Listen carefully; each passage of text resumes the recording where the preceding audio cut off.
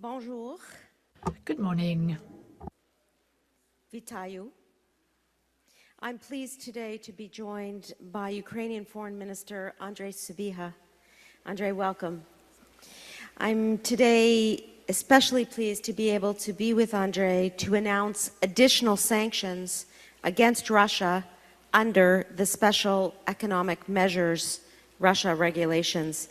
As G7 president in 2025, Canada has made it a priority to maintain and strengthen our support for Ukraine at every opportunity.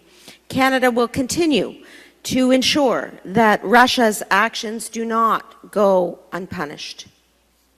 We firmly believe that continued collective pressure on Russia is necessary.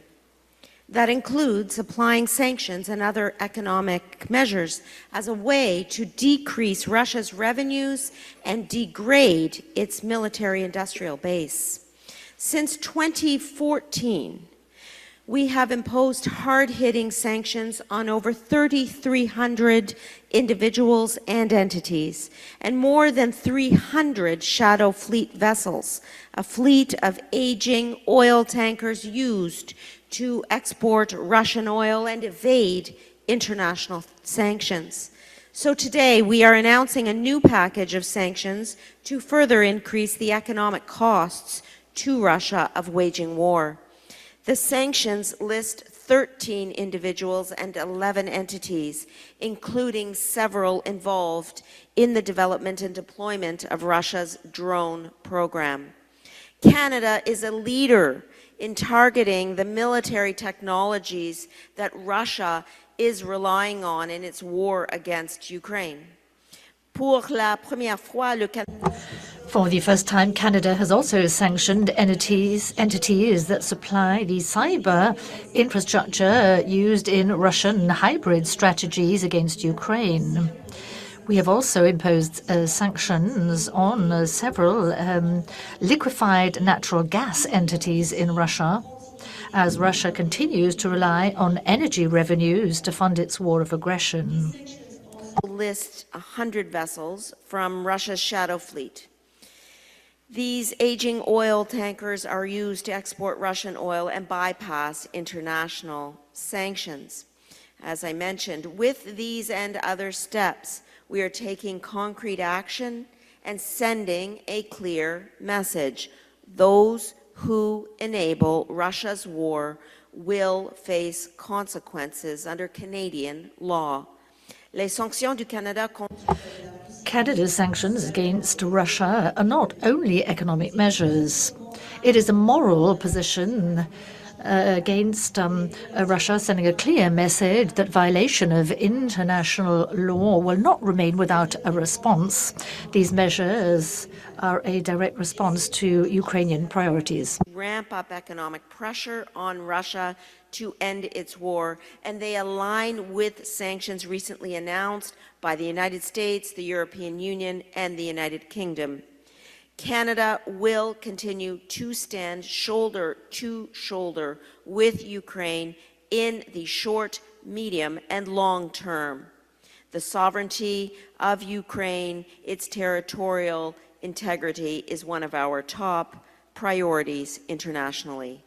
Thank you. Dziękuję. Merci. Miigwech.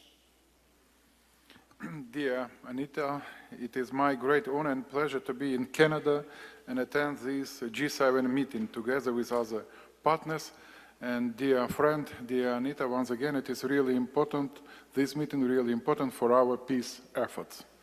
This is a special week. Yesterday marked Remembrance Day, and it is devoted to the end of the war, and it honors all of those who have served.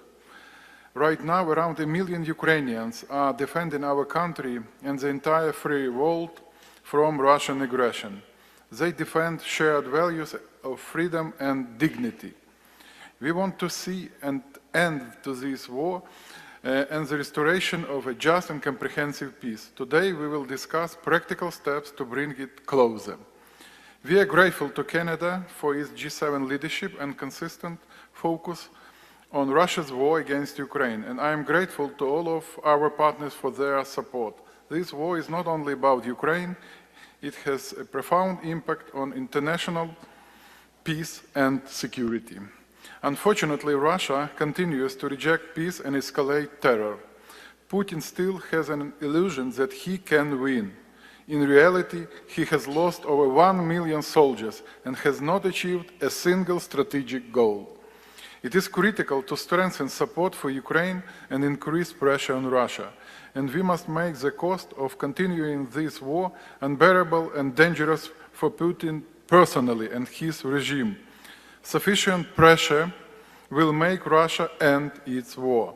I want to thank Prime Minister Carney for his recent successful visit to Ukraine, and I thank Canada for its energy assistance, including the latest $70 million package. I also thank Canada for its active role in the coalition for the return of Ukrainian children. Russia is very afraid of this topic. I also thank the Canadian side for its participation in the coalition of the willing, contributions to Pearl, sanctions, including today's strong package and decisions. The strong bond between Ukraine and Canada is rooted in strong ties between our people. I want to thank all Ukrainians in Canada, all of our communities for their active participation, voices, and work to support Ukraine. Today we will talk about very specific things: strengthening Ukraine's long-range capabilities, scaling up investment in our innovations and defense industry, which is now the fastest growing in the world.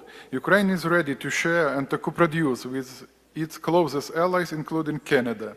This will be our contribution to your security. We urge G7 investment in missile and drone manufacturing, air defense and ammunition. Maritime and energy security are also high on the agenda. Ukraine's resilience at sea is part of our common resilience from the Atlantic to the Indo-Pacific. Russia's occupation of the Zaporizhzhia nuclear power plant and its deliberate strikes on the Chernobyl, Khmelnytsky and Rivne plants pose a grave threat to European and global nuclear safety. I will urge G7 to further strengthen our air defense and energy assistance to our people.